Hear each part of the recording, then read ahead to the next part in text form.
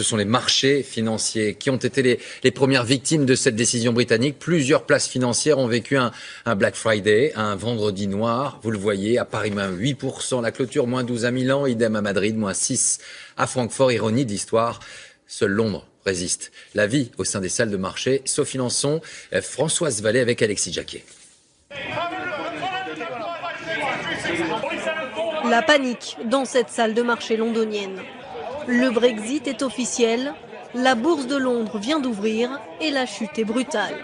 Moins 7%. La livre sterling, elle aussi, dégringole.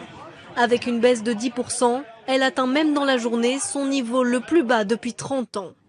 Et la contagion gagne toute l'Europe comme ici à Paris. Ce soir, le CAC 40 connaît l'une de ses pires baisses, moins 8%. Dans cette salle de marché, la séance d'aujourd'hui restera dans les mémoires. Historiquement, je pense que c'est une des séances sur lesquelles on a eu la baisse la plus importante sur la livre sterling, donc la devise britannique. Sur les indices boursiers, on a également eu des mouvements qui étaient vraiment d'une amplitude extrême. Les autres bourses européennes emboîtent le pas. Francfort, Madrid, Milan, toutes terminent la journée entre moins 7 et moins 13%. Pour les spécialistes, le Brexit aura des conséquences à long terme.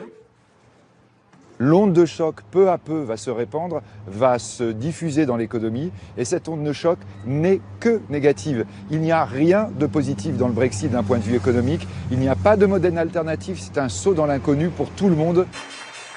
Même les Américains s'inquiètent du Brexit. Wall Street a ouvert dans le rouge, moins 2%, moins touché tout de même que les places européennes.